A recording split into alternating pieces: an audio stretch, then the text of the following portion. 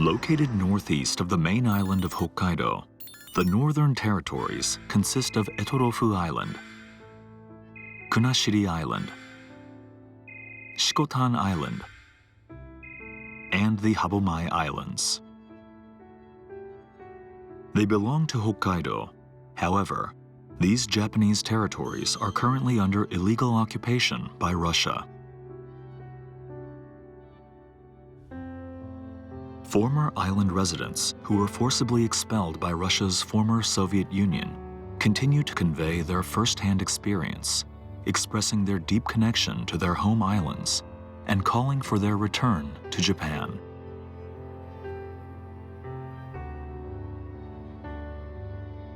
The wish to return home to the Northern Territories.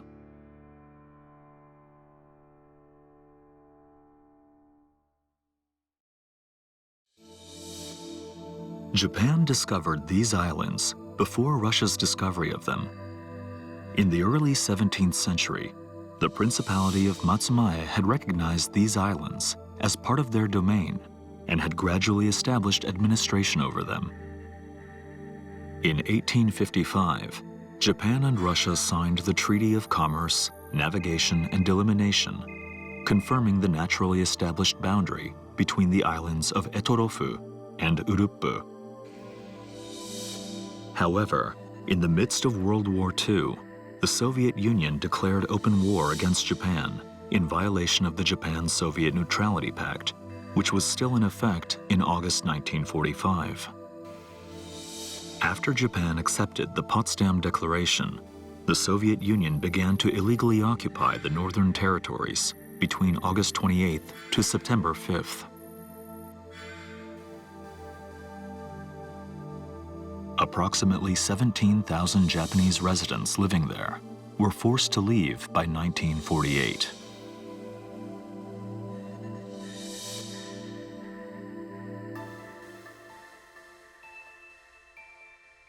Kawata Hirotoshi is from Taraku Island in the Habomai Islands.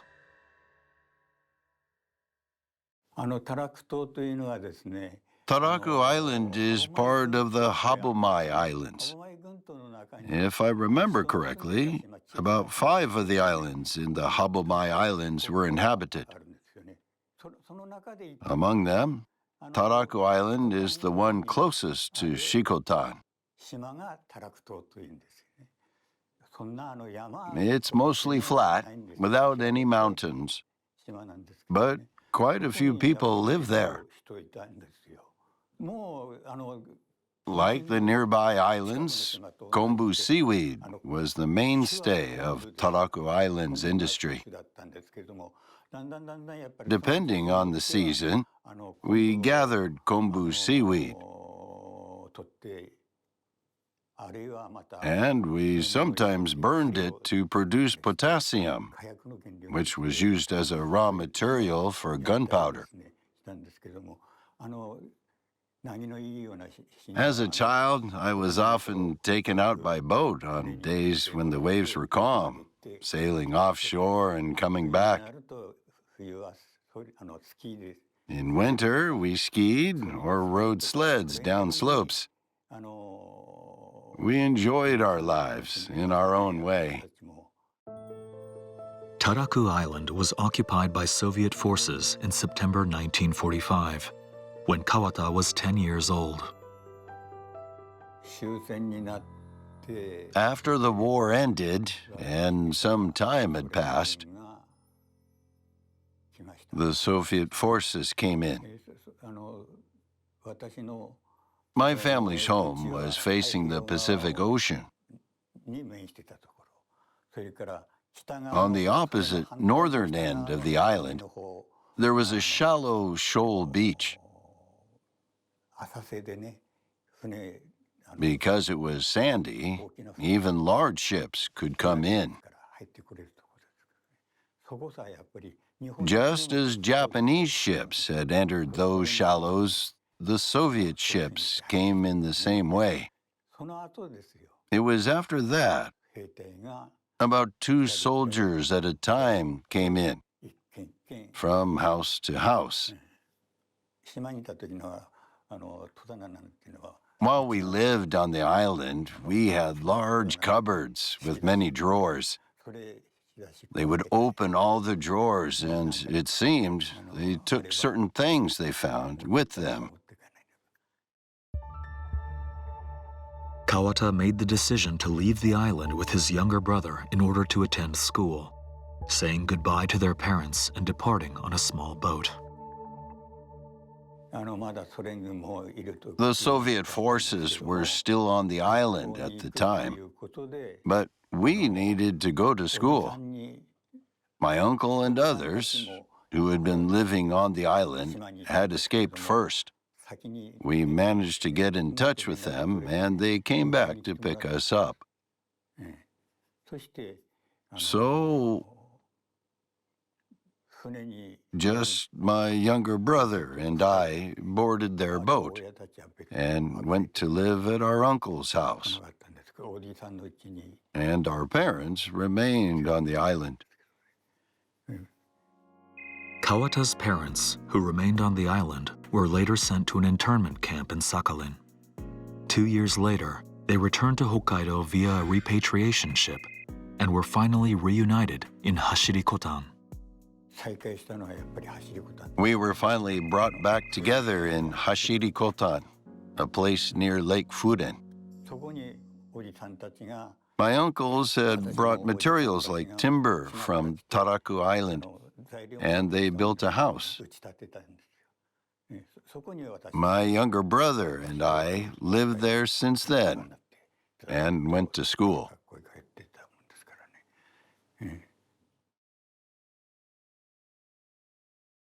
The movement demanding the return of the Northern Territories began soon after the end of the war.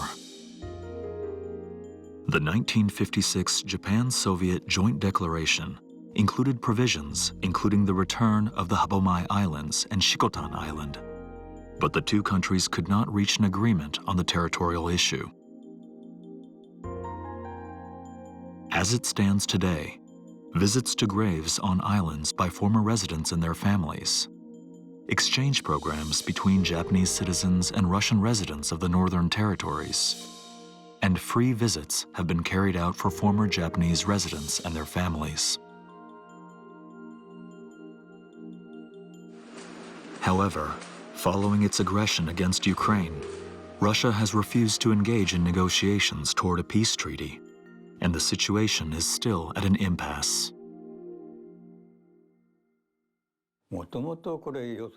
It has never been someone else's territory from the beginning. It has always been Japanese territory.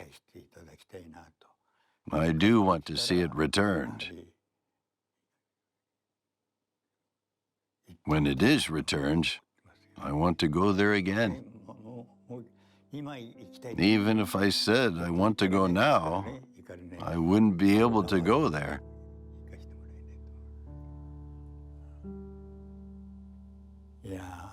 Since it's a small island, and I lived there all that time, I can remember every person and each place. Even now, I can see every scene in my mind's eye.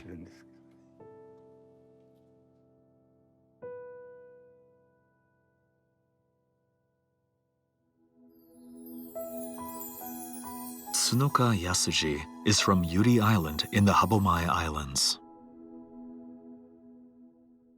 The Habomai Islands have long been under Nemuro's jurisdiction. There are 5 islands in the Habomai Islands. Yuri Island is the second smallest among them. It's only about 11 square kilometers in size.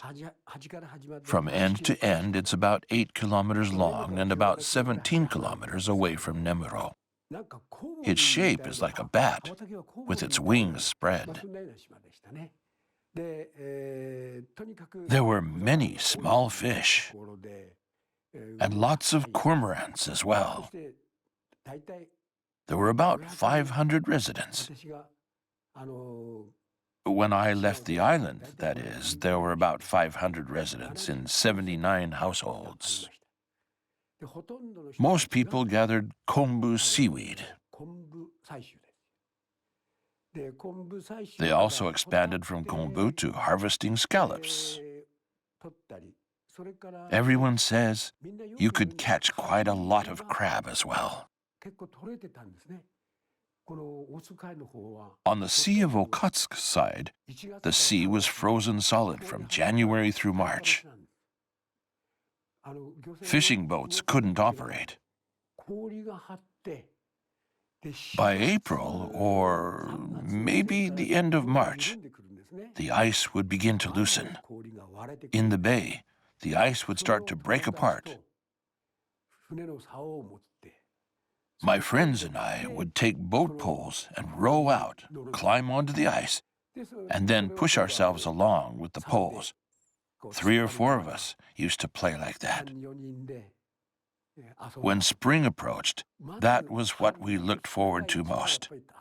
We'd get scolded, of course. But it was worth getting scolded for the fun we had together.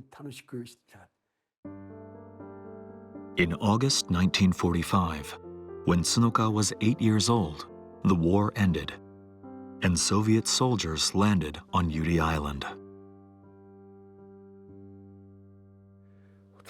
When the Soviet soldiers came, we were told never to speak, never to resist.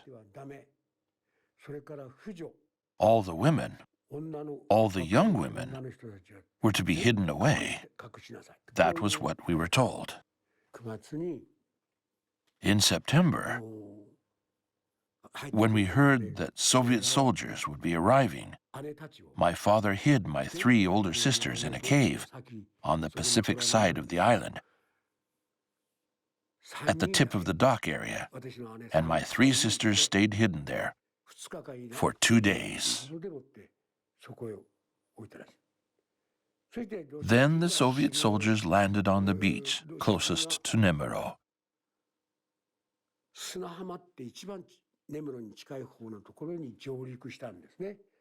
It was early afternoon, around 1 o'clock. 3 soldiers came to my home.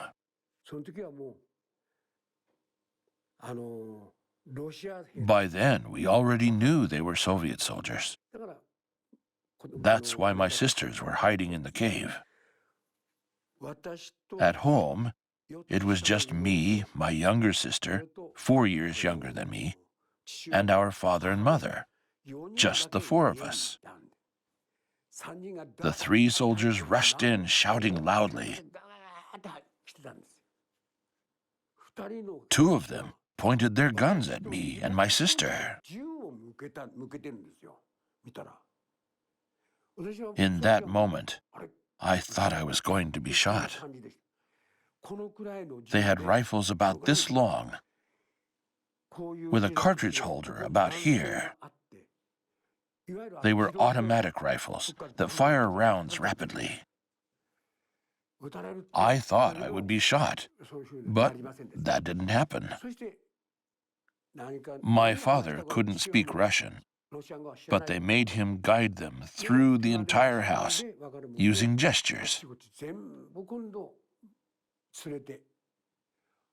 They banged on the ceilings, pulled out bedding from the closets, checking whether anyone was hiding, if we were perhaps hiding a soldier.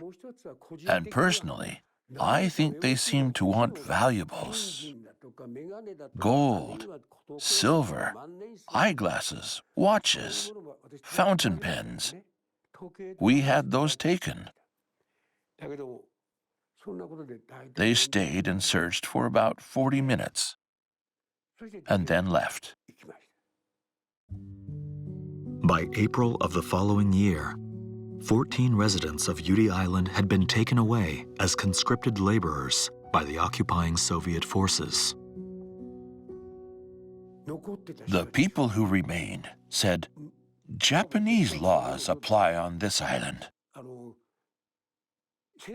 If they were taken away during the war, that's one thing.